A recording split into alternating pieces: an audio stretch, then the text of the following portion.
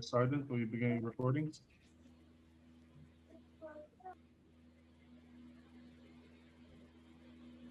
PC's rolling. Cloud is recording. Sergeant Jones, you may begin.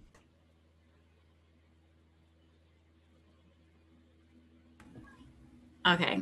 Good morning, everyone, and welcome to today's remote New York City Council hearing of the Committee on Governmental Operations. At this time, would all panelists please turn on their videos? To minimize disruption, please place electronic devices to vibrate or silent. And if you wish to submit testimony, you may do so at testimony@council.nyc.gov. And again, that is testimony@council.nyc.gov. And thank you for your cooperation. And Chair, we are ready to begin. Thank you so much. Let me gavel in today's meeting.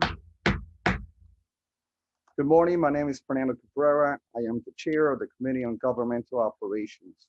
We have been joined by my colleagues and committee members, myself, Perkins, Powers, and Yeager. I believe that's what we have at this moment.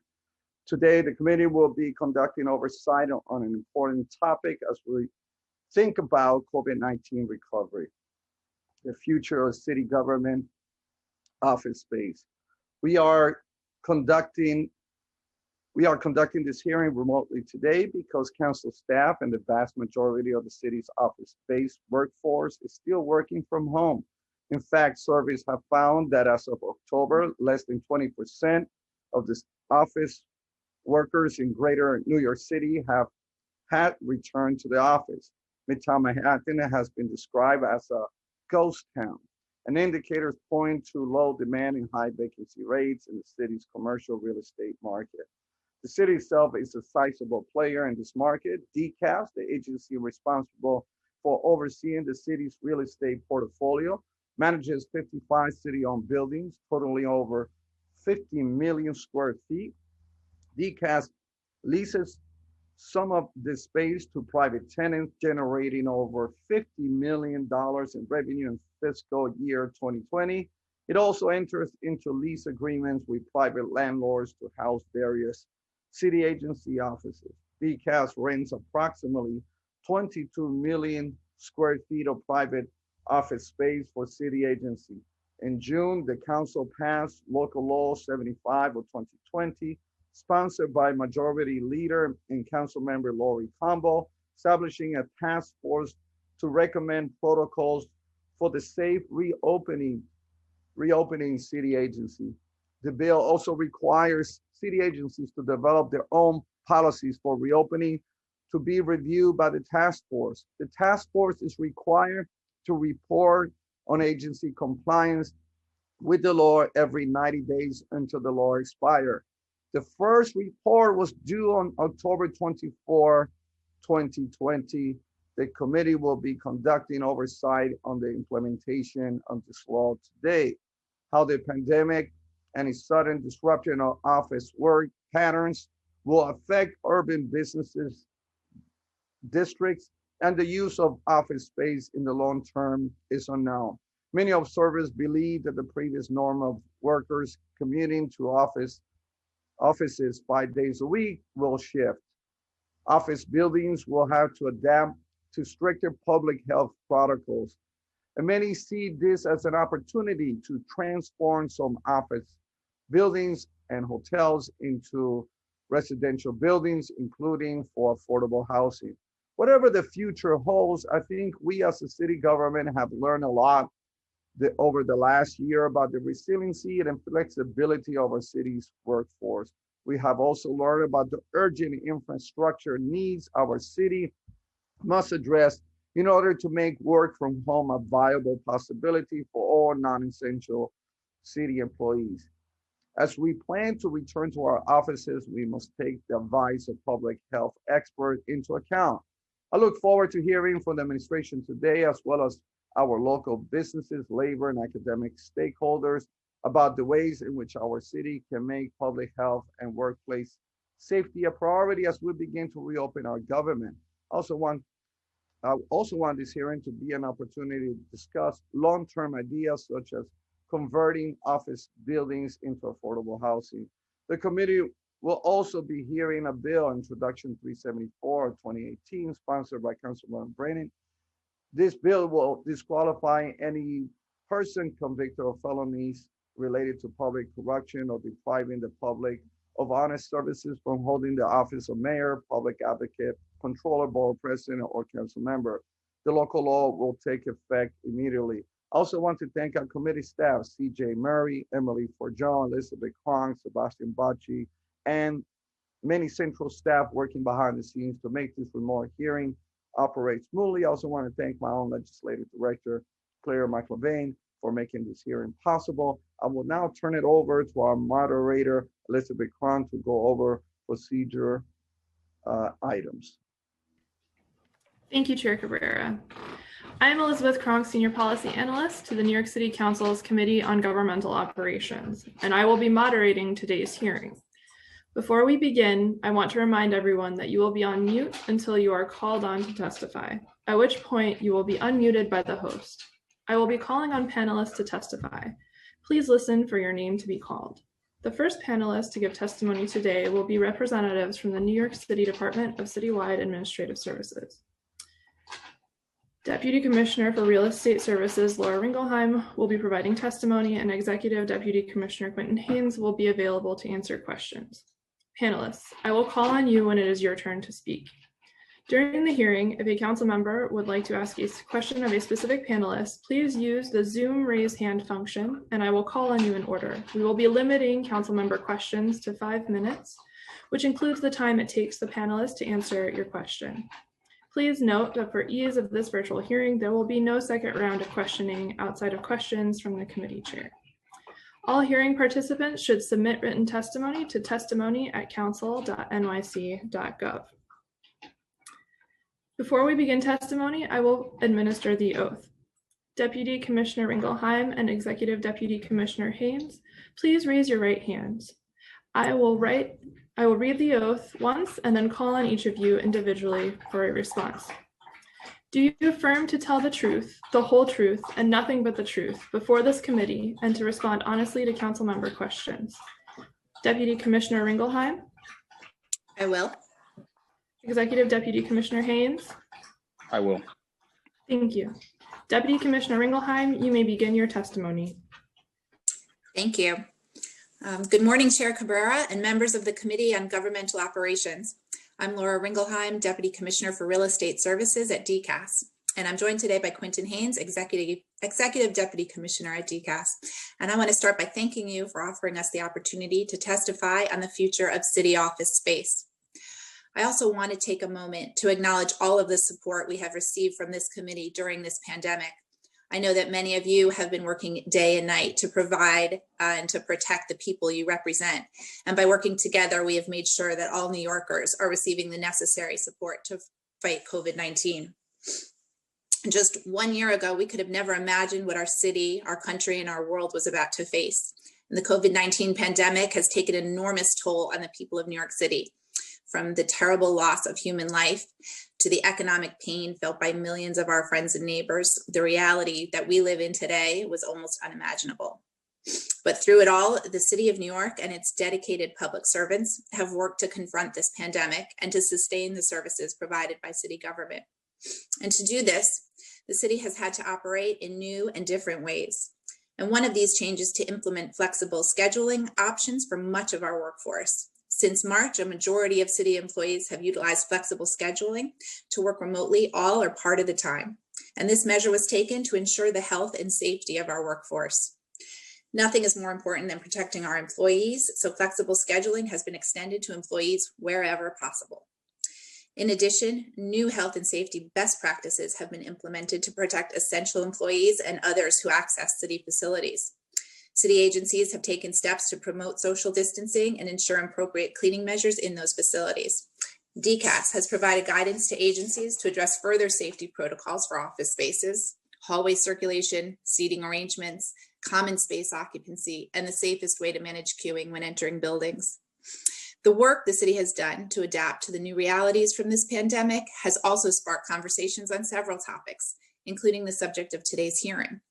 And even before the pandemic, DCAS launched a space savings management team to make sure that we are tapping all available city-owned and leased resources before we consider on taking additional lease costs. Our team strives to be at the forefront of space utilization, ensuring that office space for the city is both operationally efficient and cost-effective. We're asking tough questions like, are employee workspaces configured in the most optimal way, and office and conference rooms appropriately sized?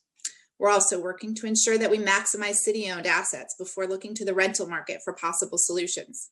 And one example of this was the repurposing of 22 Reed Street. In the early days of this administration, the site was vacant with no planned use. And instead of going to the rental market, we were able to transform the site, and today it's at full capacity. Our efforts also include surveying city-occupied buildings to create new and updated floor plans and create a new central repository for our real estate portfolio. This new repository has helped us fine-tune space utilization efforts.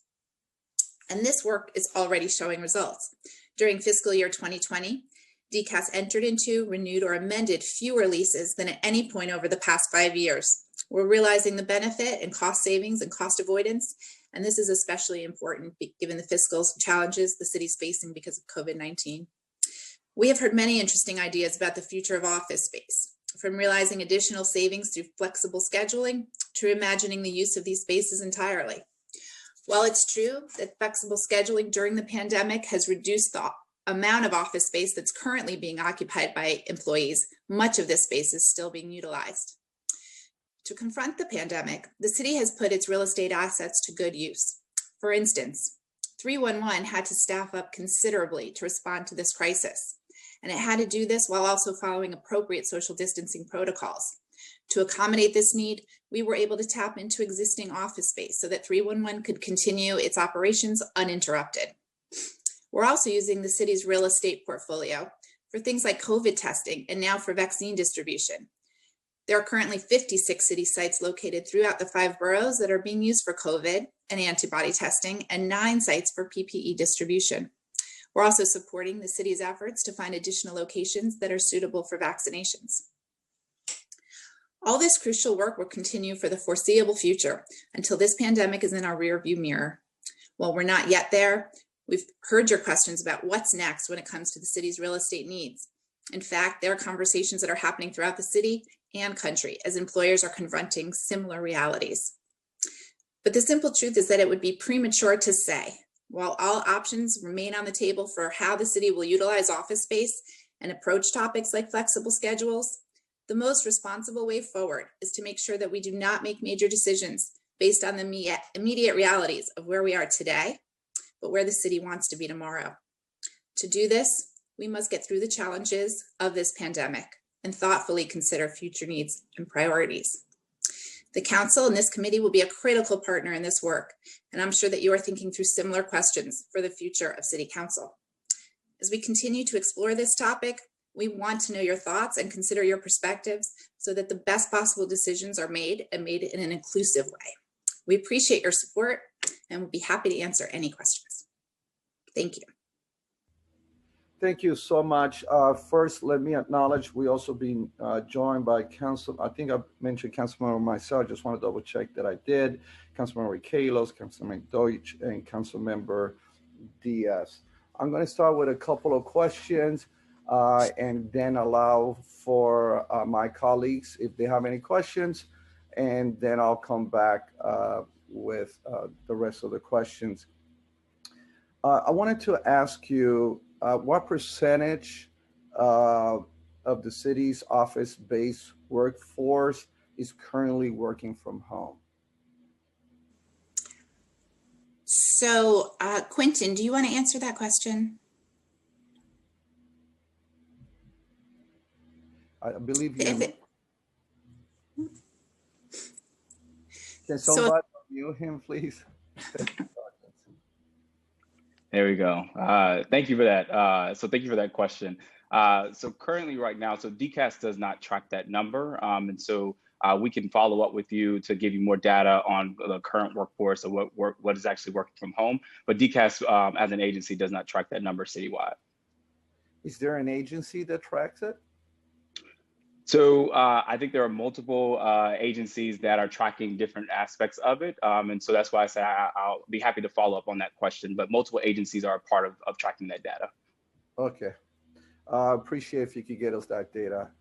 Of course. Thank you so much. Today, how many leases or privately owned space does the city have in its portfolio? And follow-up questions with that. How many of these are multi-year leases? What is the average or typical length of multi-year lease? And how are these lengths determined?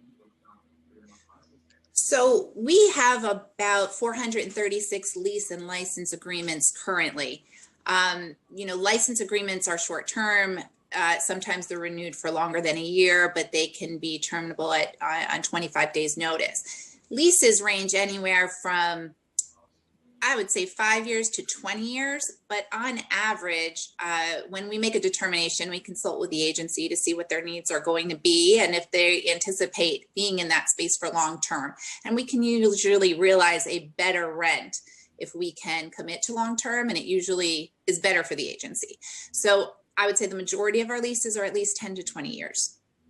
Do you happen to have a number? How many of these multi-year leases we have? Well, if it's 436 lease and licenses, it's probably about, I would say, 375 to 400 leases, and they're multi-year. And most of them, you say, is over 10 years. Most of them are over 10 years. Over 10 years. By the way, anybody defaulted on those leases? No.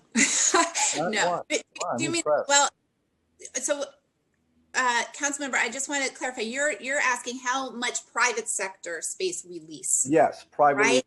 Yes. So no, I'm sorry. That's for my next question. Okay. Yeah, Mike. No, so yeah, the city is in good standing, I believe, on most of those leases, if not all. Great. Well, that's a curious question. So we are paying everyone on time? Yeah, the only time I believe that we sometimes get into trouble is if there's a registration issue or something that takes a little bit longer, but in general, yeah, we're paying on time. Okay, let me ask the next question, then I'm gonna turn it over to my colleagues, and then I come back because I have quite a few questions. How many revenue generating leases of city-owned space does DCAS manage? And how many of these are multi-year leases? And what is the average or typical length of these multi-year lease? So for the multi-year leases, we have about 78 long-term leases, and on the short-term side, it's about 346. And some of those are leases, some of those are license agreements. For the long-term, they're all leases. And the long-term leases can range anywhere from 10 years to 20, 30 years with 20-year options to renew. Sometimes it will go up to 99 years. So some of those are very long-term. The short-term, which is the larger portfolio just by numbers of leases, is about 346, and those can be month to month or year to year. And what's the process? Is there a request that is put out, or people who may have interests of a building, they approach you? What's the process? So for the short-term portfolio, meaning you would just enter into a short-term lease or license, and that has to be 1 day under a year, according to the administrative code, they can just approach us and inquire. And actually what we're working on is getting everything up on our website that could be available for a short-term license, so that the public can really see, and we can increase revenue and decrease, some of the unused lots. And this helps the city because, it's insured, someone else is taking care of it. It takes it, off the responsibility of the city to maintain it. So right now it still exists that we're approached, and we can enter into that agreement if the use fits that zoning and other considerations. And for the longer term or leases that are over a year, that's by auction process, and that goes to the highest bidder. Since I want to go back to my second question, I noticed, I was reading an article yesterday from the Real Deal, and it mentioned that a law department rent from the Woodworth building. Are you involved in that? We did that lease for that. You did that lease. Well, I'm just curious, what do we pay there? I will have to look to get you that exact number. And That is, I believe, and I'm not sure which one you're referring to. I didn't see the article, but I think we have 2 leases in that building, and they were negotiated, I think, about a year and a half ago. I would think that's a rather expensive lease. And why there if it's so expensive? So I'm going to try and get you that number during the course of the testimony, but my recollection is it's not so expensive. It's a very beautiful building and landmarked and a special building, but the office rents were not that much. And when we look for office leases, we generally almost without exception are extremely competitive. I think one of the most competitive tenants that you'll find in Lower Manhattan. So I'm going to just take a guess and say this number will not be shocking, and it will be very competitive with any other Class B building, which is usually what we look at. I'm happy to hear that. And if you could give me that number, I will be even more impressed. Okay. So I want to turn it back to the moderator, and I'm going to invite my colleagues, and I see hands raised already, and then I'll come back. Thank you. Thank you, Chair Cabrera. I will now call on council members in the order they have used the Zoom raise hand function. Council members, if you would like to ask a question and you have not yet raised your hand, please do so now. You will have a total of 5 minutes to ask your questions and receive an answer from the panelist. The Sergeant at Arms will keep a timer and will let you know when your time is up. Once I have called on you, please wait until the sergeant has announced that you may begin before asking your question. First, we will hear from Councilmember Yeager. Your time starts now. Good morning, Deputy Commissioner. Good morning, Mr. Chairman. Thank you very much. Happy New President's Day to everybody. My question is, Deputy Commissioner, you testified that you're not sure or don't know how many employees are working from home because DCAS is not the agency, the depository of that information. My question along those lines is, we know anecdotally and from our own experience at the council that there are many employees or many office spaces that have not seen an employee return since March of last year. Not a human being has entered into that foot space. So my question is, has there been any lease in the city of New York that has expired during the course of the current fiscal year that we're in right now? And has the city relinquished any leased office space at all during this time? Thank you for that question, Council Member. So I'll give you one example. City Council lease had expired, and we were actually in holdover and have executed that lease agreement. And that's for the 250 Broadway space. So that's one example of a lease that we have re-executed. We have not entered, I don't believe, into any new space, but we have not relinquished any space either. Even though there is a lot of vacant, I don't want to say vacant space, there's a lot of employees that haven't returned to work, but agencies are still using their spaces. They might not be at 100% capacity. They might not be at 50%. And given social distancing requirements, I would imagine that they are not, but they are still being used widely and throughout the city. Well, there have to be spaces that are being used for nothing more than glorified storage. There are still employees from every agency, as far as the data that we know, that are going into these spaces. And I say that we know this because we have been asked for a lot of extra space. And some examples are, to get grand juries back into action, they need to be socially distanced and they need extra space. The example I gave during my opening testimony, 311 had a ramp up and they need an extra space. Department of Buildings is running the situation rooms for DOE. They've also had a ramp up and they are still searching for extra space in order to have this staff socially distanced. And these are all staffs that have to be on site. So this is the kind of thing that we are still doing every day. We'll get these calls from these agencies who either need extra space, or we'll call around to ask other agencies, are you using this space and can we use it?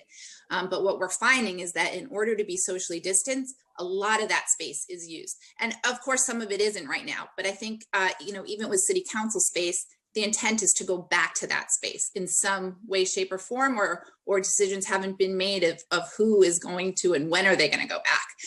But we don't find that agencies have made any decision, oh, we're not going to use this space and we're not going to have staff return. So at this point in the middle of the pandemic, we haven't given up any space.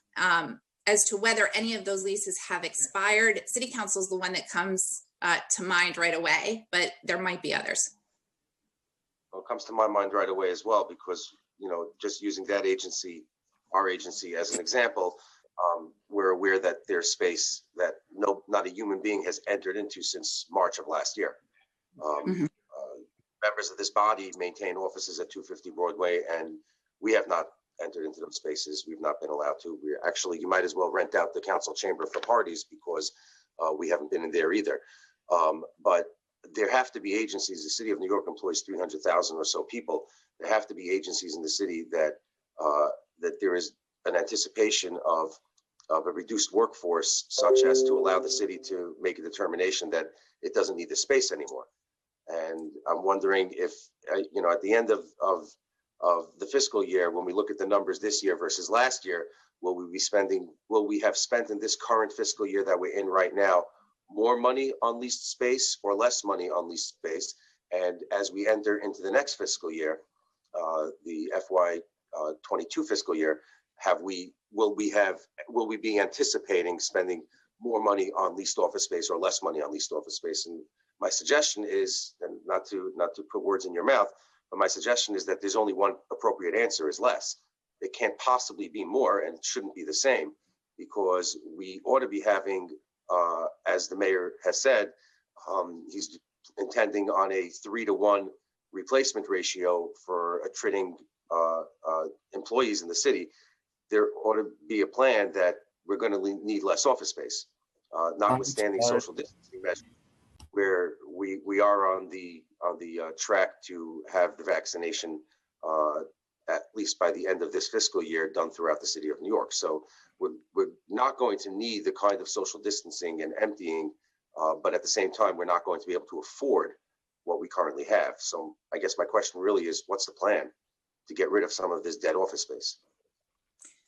So I think this is exactly what our team has been doing over the past couple of years, and what we'll continue to do. So if we see agencies shrink in size, a lot of what we do is just, put the pieces of the puzzle together in order to maximize that space. And if we find that an agency has shrunk by 2/3 or 1/3 or whatever the numbers might be, and they have additional lease space, then we'll look to get out of another lease and move folks over there. And this is what we constantly are tracking and looking for. So mid-pandemic, I don't know that you're going to see a jump or a decline in the numbers either way, but I think once there is some finality to what the plans will look like, and agencies shrink, then we can certainly make those decisions as they roll up. Currently, there is, there's really not the ability just to say, okay, we know this agency is going to shrink by this much and we're going to get ready to give up this lease. But that is something that we look at constantly, and a decision is made before each decision to renew. And our team will go out to the site, count desks, count heads, verify that information, and then make a decision ongoing. So we're always ready to do that. It's just that it hasn't happened during this past year. Okay. My last question, Mr. Chair, I appreciate if I can go over the clock a little bit. No problem. Thank you, Chair.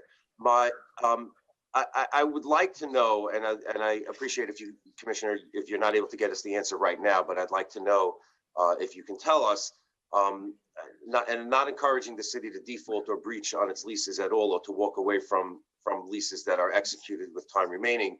But if you can tell us what leases are going to expire, where they are, how much we pay, and what agency during the upcoming fiscal year, so that we, as we enter into the budget now, can make determinations about whether or not agencies deserve to have appropriate cuts, as the mayor talks about pegs and reducing agency costs. The one place that might be the easiest and the most painless to do so are on real property rental. And if we have the ability to do that as we go into the budget right now, I really would love if you're able to provide the chair of this committee a list of leases that are going to expire in the immediate future for the remainder of this fiscal year, the upcoming fiscal year, and the fiscal year after that. So in other words, working by calendar year in 2021, 2022, 2023. So that the committee, as it starts to look, and the council as a whole, as it starts to look at the budget, can go back to the administration and say, you know, if you want to cut this agency by that much, well, we could find you a savings if you get rid of some of this dead office space that we're holding on to. Sure, absolutely. I mean, I can tell you right now that because we are always looking at 5 years out in terms of renewals, there's about 40 leases and license agreements that are going to expire. So we can certainly tell you what those are. And, you know, you're probably asking mostly about office space, not industrial space or daycare, office space. I mean, we can certainly provide you that information. Just Deputy Commissioner, I just want to remind you that at the beginning of the session of this council in 2018, the council stepped in and saved the city an enormous amount of money when a particular agency that we shall allow to remain nameless because of their punishing tactics when they don't like council members, wanted to rent a boondoggle set of office space that if we look at it right now and we hadn't stepped in and stopped it, we would have all been smacking ourselves in the head. And fortuitously, we did stop it, and they seem to be making do just fine without having had that office space. And you know, it happened to have been the focus of this committee simply because that's the agency that falls under this committee's jurisdiction. But I think that there are probably many agencies like that kind of rent under the radar space that nobody's really paying attention to.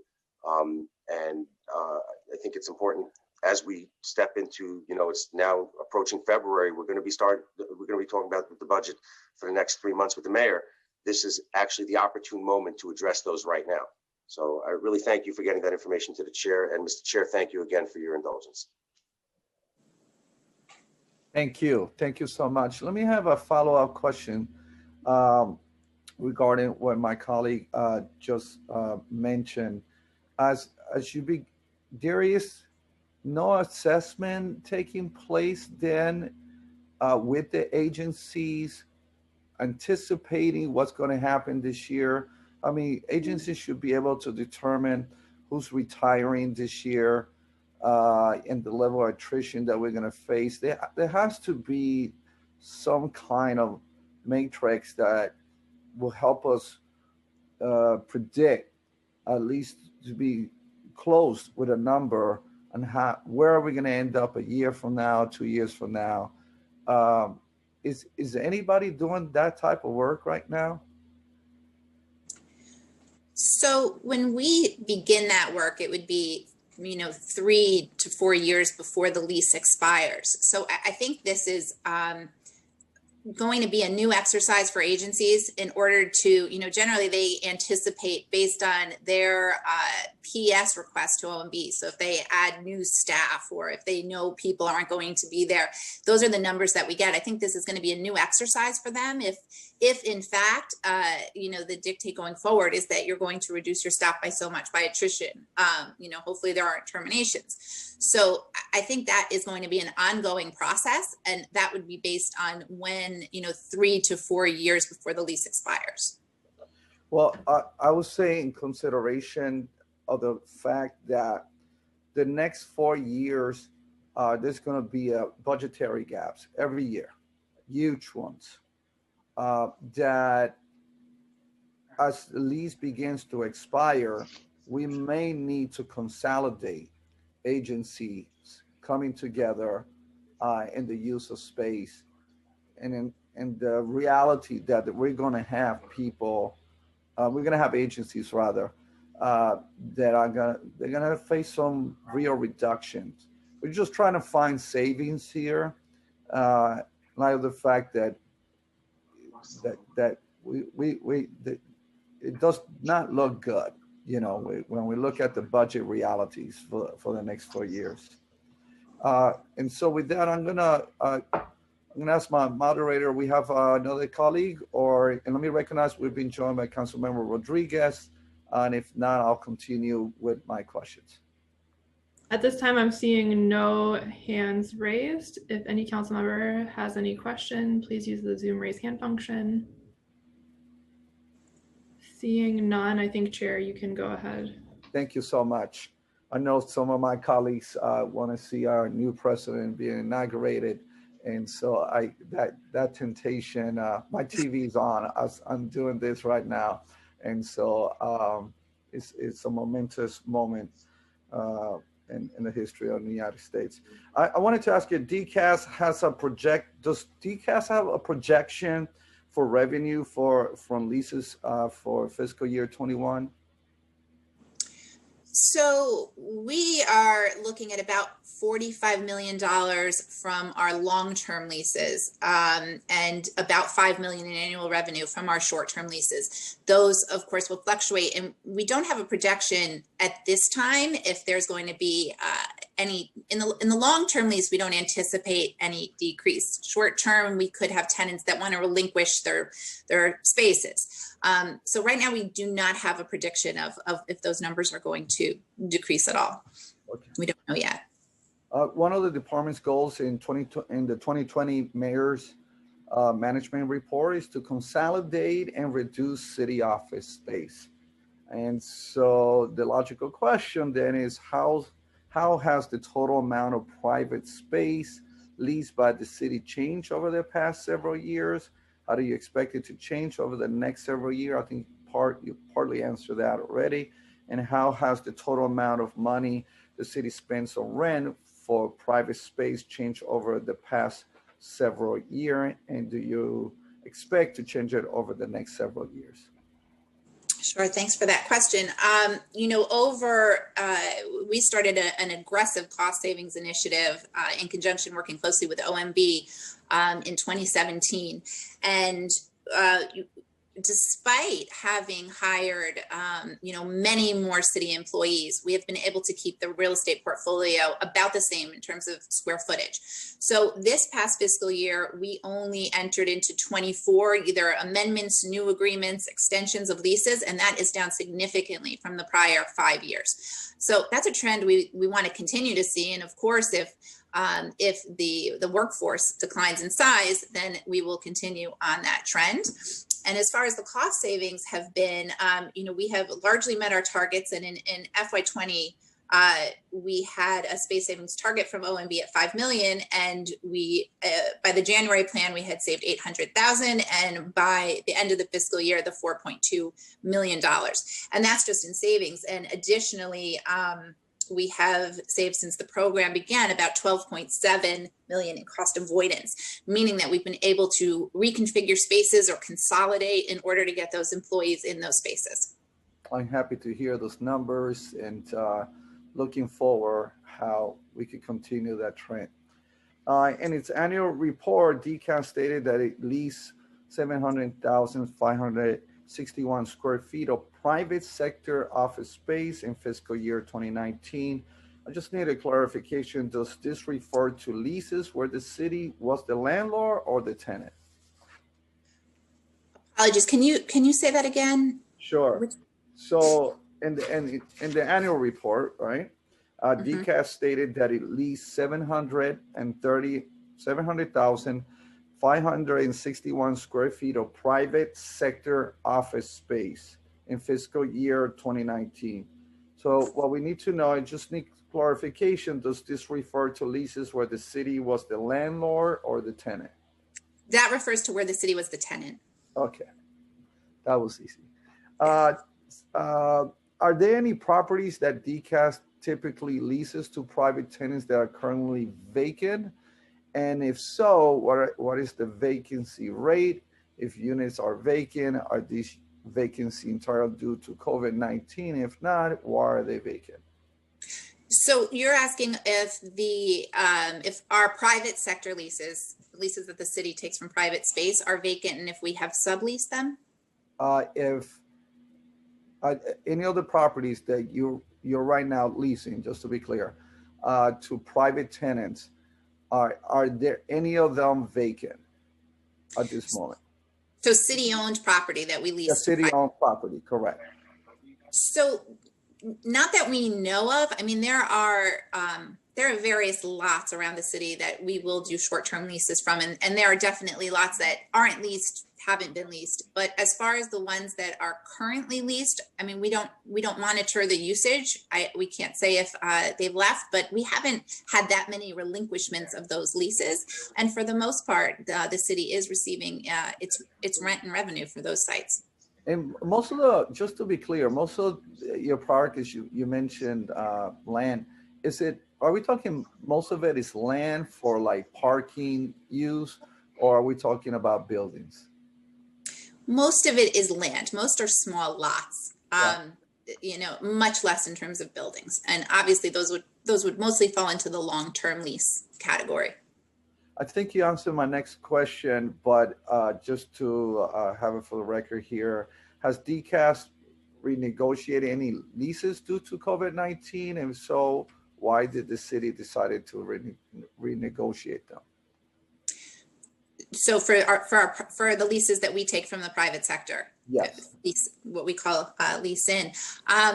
So what we do is just look at the opportunities to whether there's an opportunity to renegotiate leases. I think for the most part, if we have a long-term lease and there's no out clause and, we need to keep that property, there's not an opportunity to negotiate.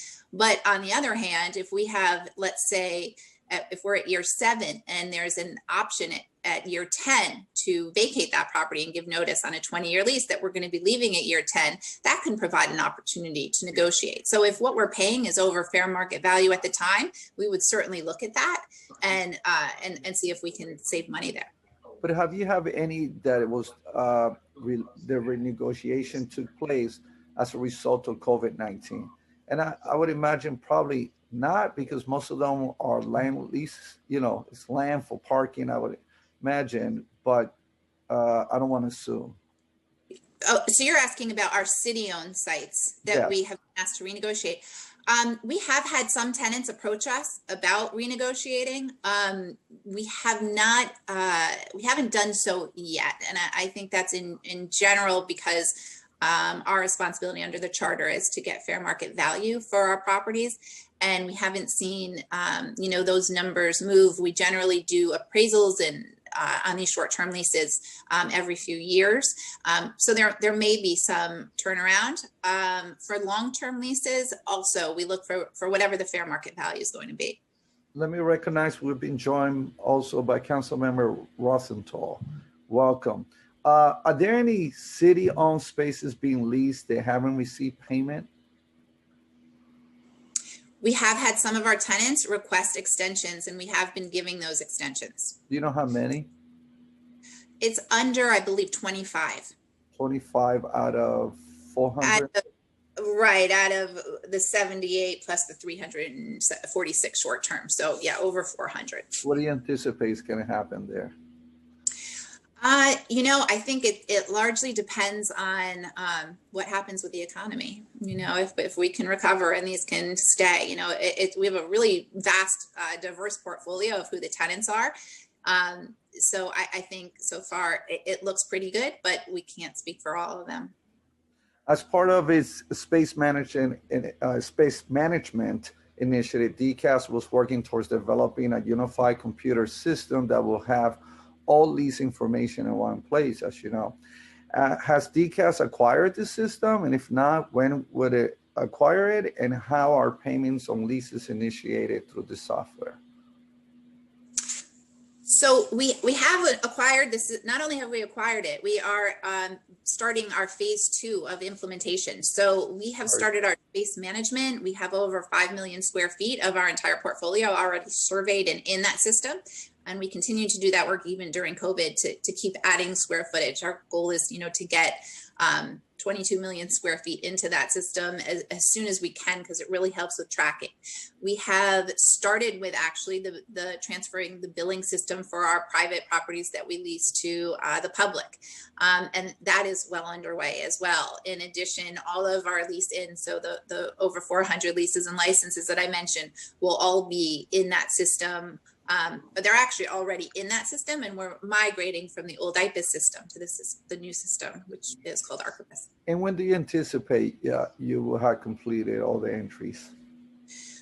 Most of those entries have already been completed. The things that have not been completed, our design and project management team is still working on their rollout, and our planning and disposition team is also still working on their rollout. And we expect that would be completed within the next year or so. Very good. Impressive. Great job. And it's 2019 annual report, DCAS detail a plan search, quote unquote, search site or multi-agency shared workspace on the 25th floor of 1 Center Street. What is the status of this project? Has DCAS reconsidered the use of multi-agency shared workspace within the COVID-19 context and social distancing and hygiene protocols? Well, thank you for that question. This was a site that we were really excited to launch. Right now, it's slightly on hold given the funding situation, but we hope to eventually have it moving again. And,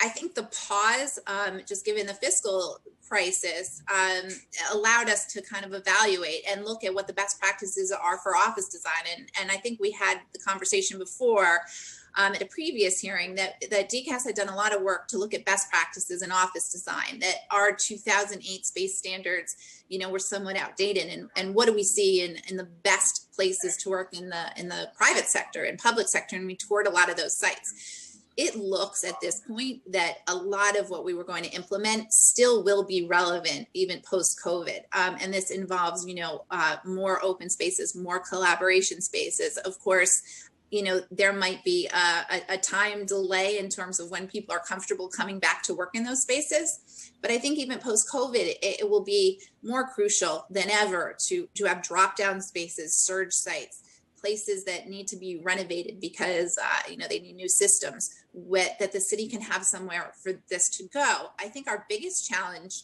of designing this site and implementing it was going to be technology. The city before COVID didn't really have the ability to be 100% remote or wireless, but the city amazingly did that, in a very short amount of time. So that now is not our major concern. And I think it will be easier to implement this site, easier than ever, once we can get it going. In light of what I was mentioning before, consolidating agencies, this might be the model of the future, especially if we want to have high levels of attrition, at least in the foreseeable future. So this might be a model. I think that might work. Are you waiting on OMB to get back to you regarding construction funding, and how much are you short? So I don't think we're short. I think we do have the money in the budget for the most part. I think ONB has been, slow to approve the CPs. And I think that's just, waiting until we're sure and where should the money go immediately. And certainly, it doesn't really cost the city to wait to do this. So as soon as that happens, I think there still is interest. And we're happy to hear you say that you think that this is the kind of wave of the future. We do too. And, we're anxious to proceed with it. And in light of that, how confident are you, and what's your assessment of the level of readiness for people to go back to their offices? And there is a new technology. As a matter of fact, I had a great meeting with one of its reps that is used by, I don't know if you're familiar with it, by the military and other institutions, that basically neutralizes. As a matter of fact, the Board of Education right now, I believe is going through its procurement process for it, that it neutralizes viruses like COVID-19, not just COVID-19, from being transmitted from one person to another. Have you taken a look at it?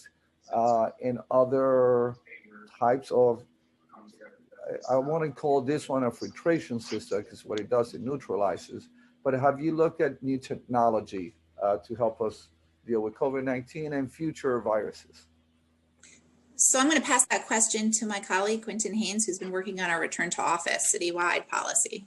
Great. Sure. Thanks, Laura. Chair, thank you for that question. And yes, we have been looking at a lot of different technologies.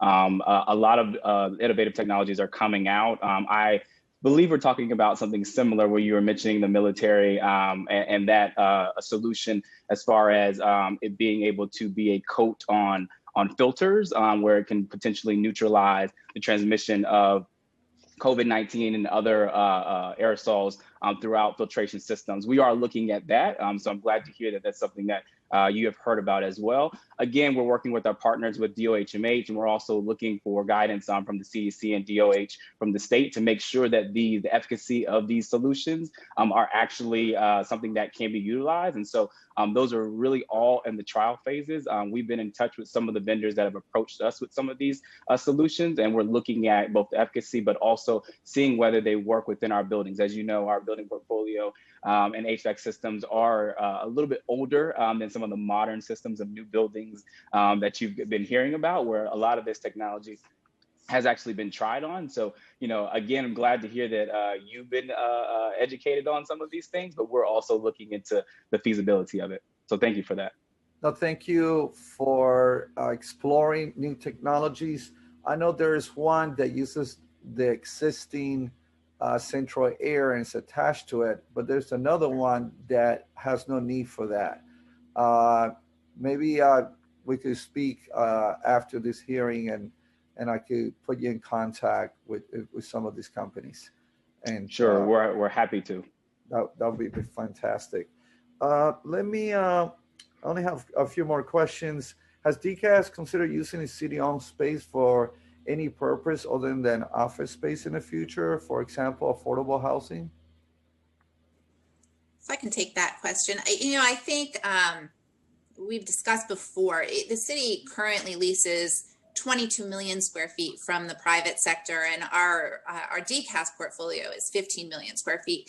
So if anything, I think what we would like to do is save leasing costs by using our buildings more efficiently. It's difficult for the city to purchase new space. It's a very time-consuming process, and in that process, we often lose out on a lot of opportunities. So with the limited stock that we have, what we are looking to do is just maximize that utilization and not sell it or give it to the private sector in any way. Yeah, I'm curious as to why does it take so long? And I'm happy to hear that there's no plans to selling any properties. I know in previous administrations, they were selling buildings left and right, and then only to turn around and lease space, and at the end of the day, use those resources that we acquired through the selling of our properties. There's nothing like having real estate. Why does it take so long to acquire property? So mostly because of ULURP, right? It's a process that probably will add an extra year to any deal that the city does. And, sometimes we can get into a license agreement before we can even lease, which also requires ULURP. But certainly for purchasing, we would need that before we can go forward. And then I think the city just has extra due diligence and extra process before, they can spend that kind of money. But that's why it takes longer. Thank you so much. During the COVID-19 pandemic, H&H and IDNYC has sought pop-up sites in private and public spaces for COVID-19 testing, T2 operations, IDNYC enrollment, and now vaccine administration. Has DCAS been involved in assistance to secure space for these pop-up sites? And have these pop-up sites been able to prioritize vacant space that DCAS manages, either city-owned properties or in city-leased private properties?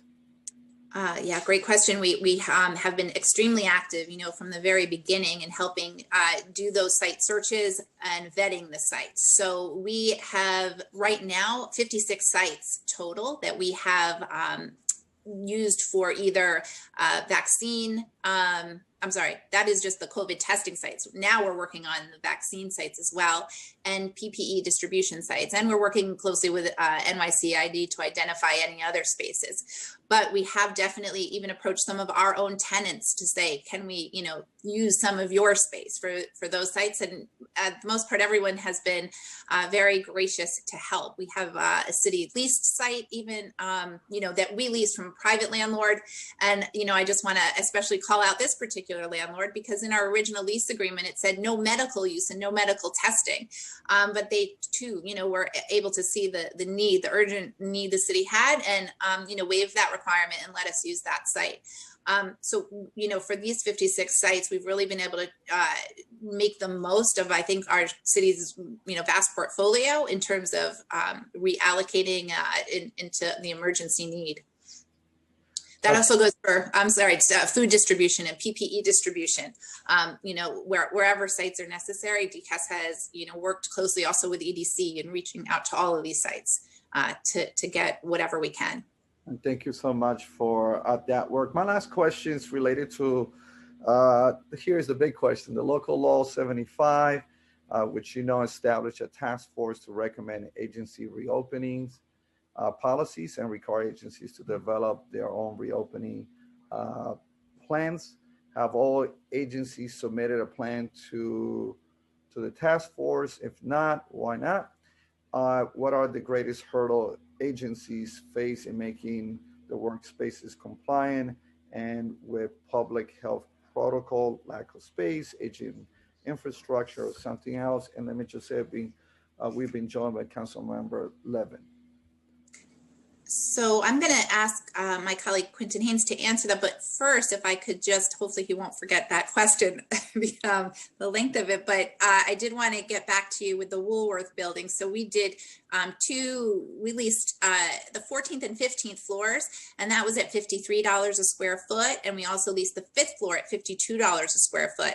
And at the time, the average downtown Manhattan rent was well above $61 a square foot. So I think, it shows that it was a good deal for the city. I mean, that is way below Manhattan average, but certainly way below downtown Manhattan as well. And I appreciate that you were able to get that amazing rate, especially in that building, and especially that close to City Hall. I'm impressed, and I'm impressed that you were able to get the numbers before this hearing was over. Good. And Quentin can answer, I think, your question. Sure. And Chair, thank you for that question. The health and safety of our workforce is our #1 priority. So to your point, I am glad to announce, and also as shown in the recent report that we provided the City Council, that all agencies have submitted their initial return to office or restart, what we're calling restart plans, to the Restart Task Force. And we continue to work with them to update. As you know, COVID-19 changes every day. And so we are currently working with them to revise plans in preparation for the eventual return. But yes, I'm sorry. Sorry, go ahead, sir. Sorry. No, I thought you were finished. Go ahead. No, I was just saying that all agencies have submitted their plans. All of the agencies. Anything that stood out? No, I think for us, what we are really looking at is every agency is different. Every agency has different employees. And so as the process goes along, we're working with agencies directly to ensure that their workforce and the guidance that we've promulgated over the past couple of months and the guidance that we continue to get, it makes sense for their workforce. And that's inclusive of working with labor, that's inclusive working with management, and also hearing employee concerns and addressing those as they come up. Do you happen to know why it took them so long to come up with the response? I mean, it was due back in October 24th. Do you know particularly why? And so you're talking about a response to the plans, or and it's in regards to the agency submitting a plan. So all the agencies actually we just got the report yesterday. Yeah, so I'm not sure when so if you're saying you got the report yesterday, all agencies had submitted it. As you can imagine, over 80 agencies, City Hall dealing with COVID-19, but also ensuring that agencies were actively preparing and implementing the guidance. It took a little bit of time to actually go through all those reports. And so I would charge that to the time delay, but it hasn't been a lack thereof of us communicating and working with them to actually implement and see that they have the resources to implement those plans. So as I understand, we only got reports from 71 agencies, so there's some missing. So I'd be happy to follow up offline to figure out which agencies reports that you don't have and make sure that you get those. Okay, thank you so much. The sooner we could get them, the sooner the city could comply with local law 75. I don't have any more questions. I really enjoyed this conversation and dialogue. The information you provided, it's vital information. And we're here to support you in any way possible, making sure we make a good transition. I don't believe, I'm going to give it back to the moderator. I don't believe we have any questions from my colleagues from what I can see here. And then we'll transition to the next panelist. But thank you so much. Keep up the great work that you're doing. Thank you so much. Bye-bye. Thank you. We will now turn to public testimony. I'd like to remind everyone that unlike our typical council hearings, we will be calling individuals one by one to testify. Each panelist will be given 3 minutes to speak. Please begin once the sergeant has started the timer. Council members who have questions for a particular panelist should use the Zoom raise hand function. I will call on you after the panelist has completed their testimony. For panelists, once your name is called, a member of our staff will unmute you and the Sergeant at Arms will set the timer and give you the go-ahead to begin. Please wait for the Sergeant to announce that you may begin before delivering your testimony. I would now like to welcome Susan Lerner to testify. Your time starts now. Well, thank you very much. And thank you, Chairman Cabrera and members of the committee for inviting me to testify. I am Susan Lerner, the Executive Director of Common Cause New York, and I am pleased to be here today to testify in support of intro number 374. This bill, I think, fills a unexpected gap in our city law, which would, if passed and adopted, would harmonize city law with state law in setting necessary qualifications for those who can stand for the privilege of being an elected officer. In my experience as a good government advocate, the vast majority of our elected officials are very public, spirited individuals who desire to provide service to the public and who are motivated by a desire to help all New Yorkers achieve the prosperity and health that we all want for ourselves. But every now and then, unfortunately, we find that there are individuals who have found the privileges of the office to be a little irresistible and who have, quite frankly, abused the public trust. And this bill would ensure that those who run for city office have not been found guilty of abusing the public trust. So it's not a prohibition against running for office if you have been accused of public corruption, but rather if you have indeed been found guilty.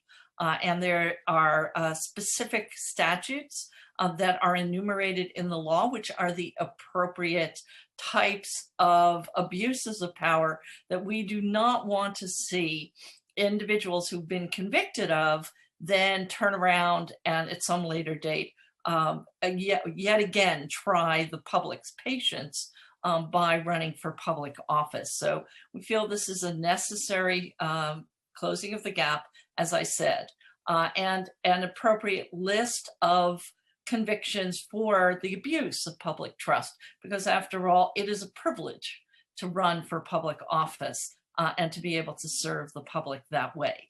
I would suggest that it might be appropriate for the committee to consider expanding the list of abuses, of convictions, which would prohibit you from holding public office by taking a look at the idea that if a individual has been found guilty of domestic violence, the sort of domestic violence which requires a mandatory arrest, that might also be a prohibition for holding public office. Domestic violence is unlike other forms of criminal culpability. We found that those who are guilty of domestic violence have a tendency to repeat and also to move into other forms of abuse. But we are strong supporters of this bill, and we thank the council for considering it. Thank you so much, Susan. I have a question, but first I want to turn it to my colleague, Councilmember Yeager, who also has a question. Time starts now.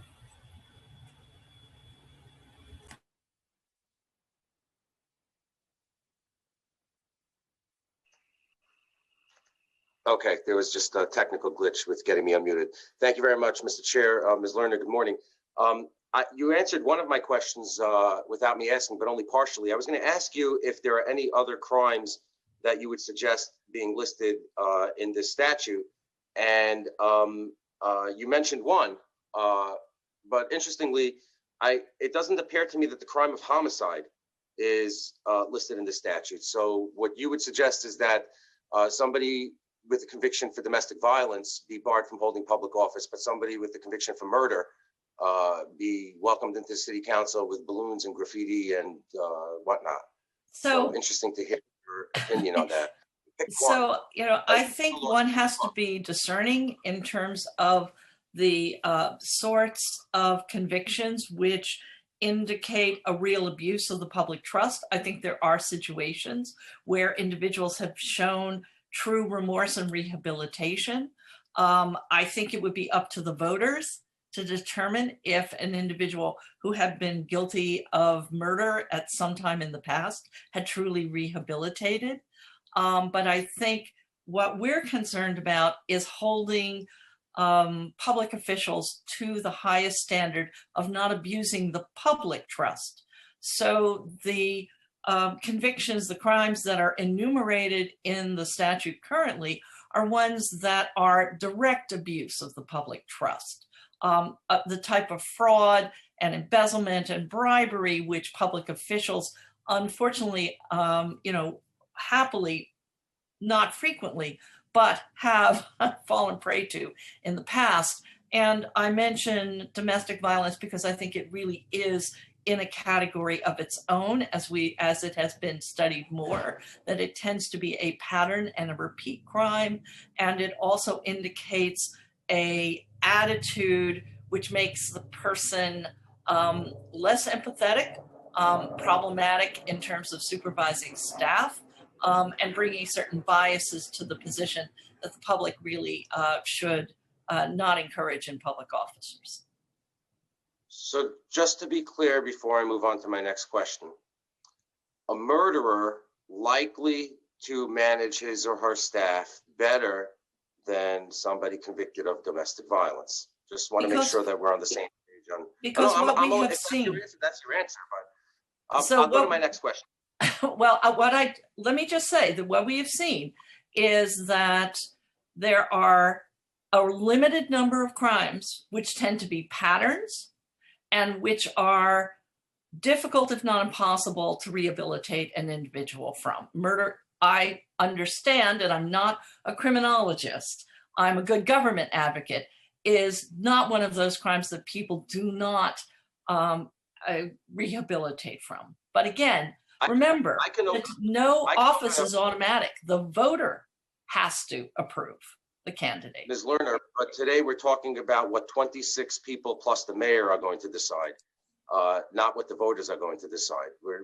So on some of these questions, we're okay with 26 random New Yorkers who happen to gather together on a video camera deciding this question, and on others, let us leave it up to the voters. And that's okay if that's your position, but the penal law is a book this thick, and I'm suggesting perhaps that there are a lot of crimes in there that are pattern crimes, but that's okay. If that's your answer, that's your answer. That's good. I want to go to the next question.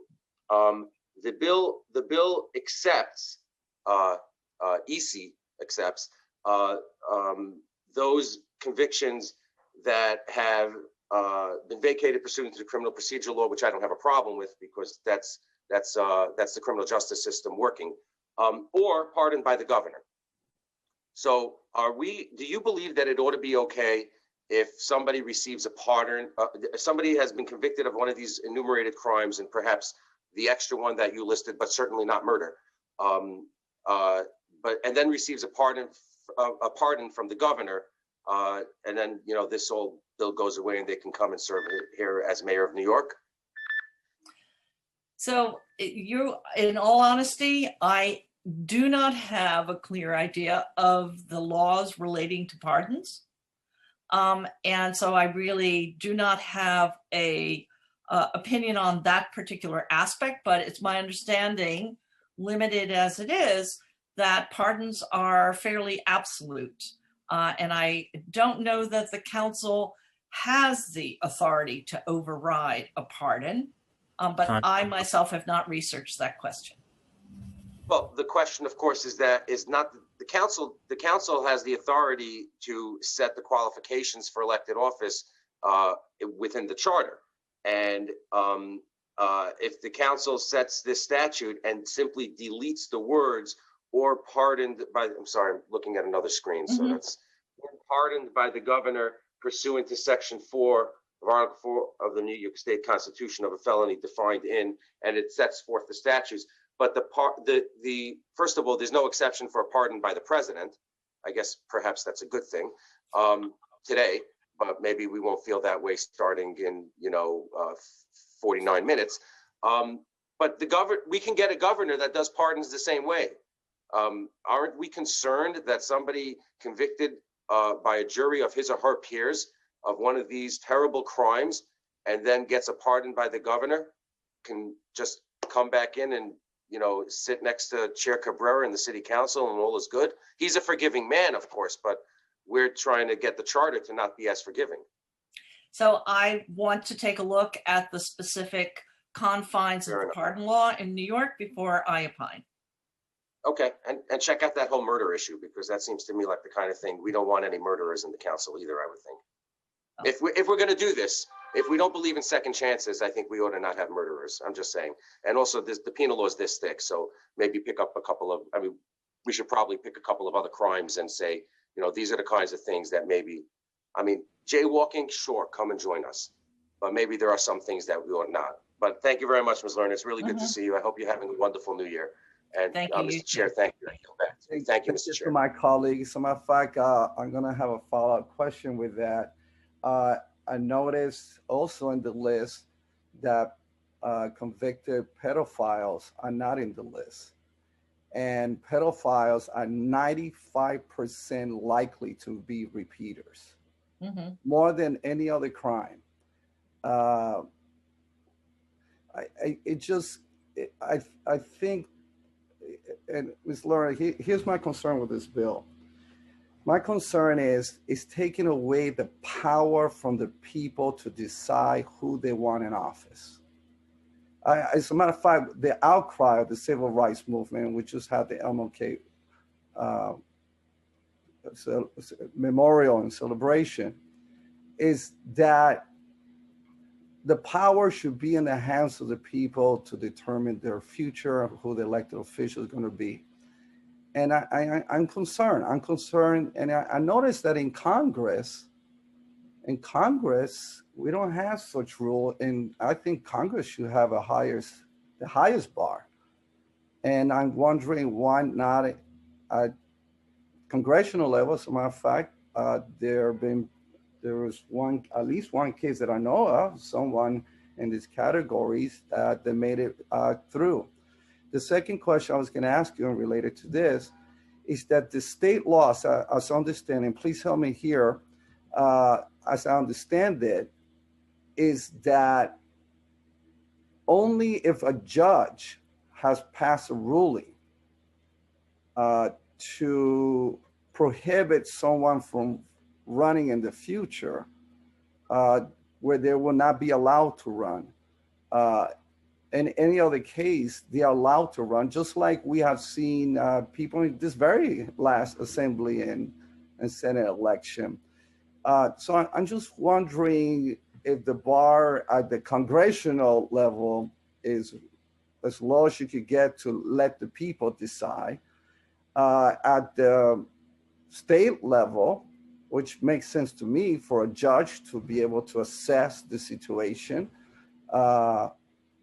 You know, I can see that, but why take away the power from the people to decide who the elected official is going to be? Well, I think, frankly, we support having definitions for what are appropriate qualifications at every level of government. We would certainly support this sort of prohibition at the congressional level. We have a constitutional prohibition, which in the near future may be tested in the 13th Amendment regarding those who are guilty of sedition or treason on not being permitted to hold public office.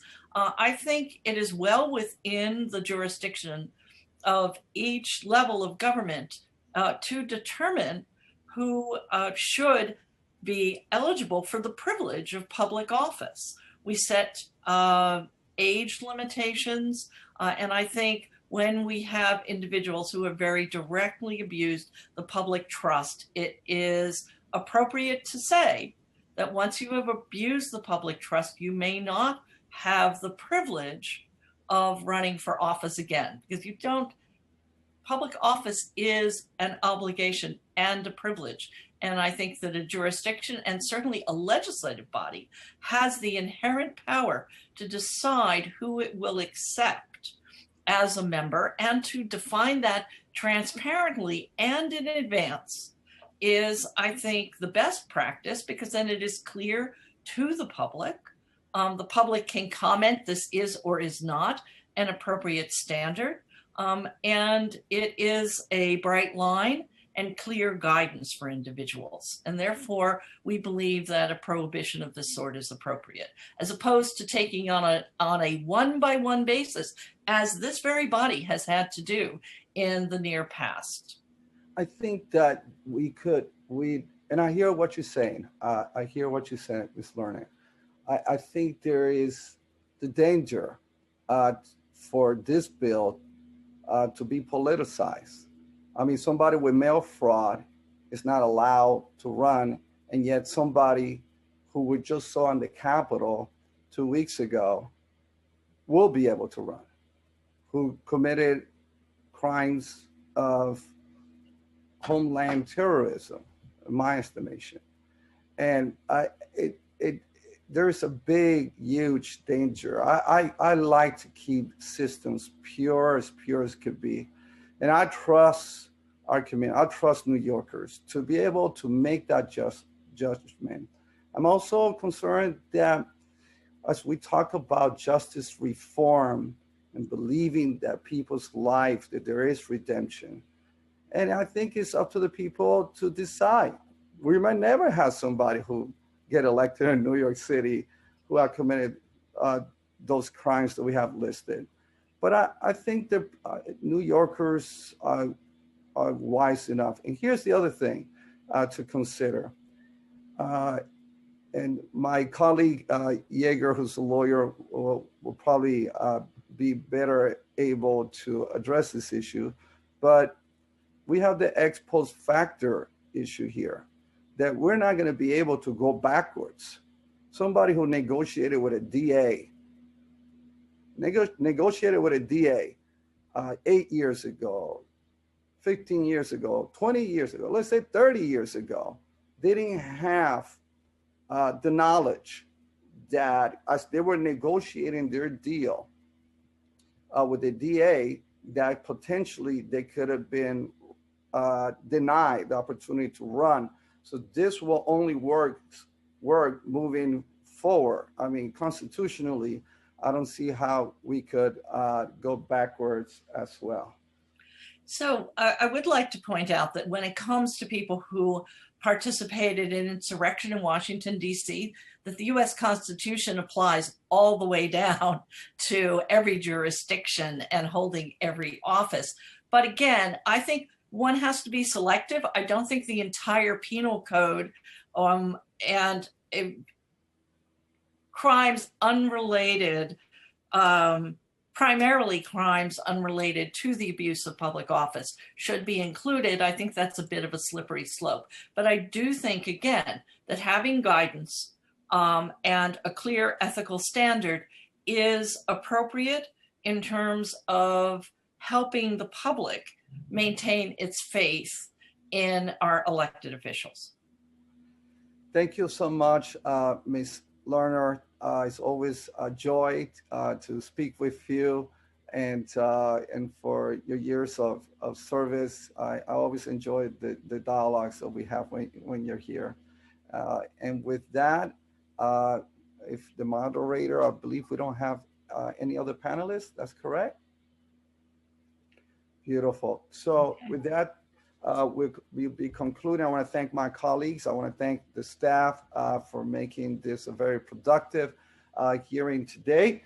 And I'm sure everybody's going to be running right now to see the inauguration of a new elected president, Joe Biden. We congratulate him and we wish him the very, very best. His win is our win. With that, we conclude today's hearing.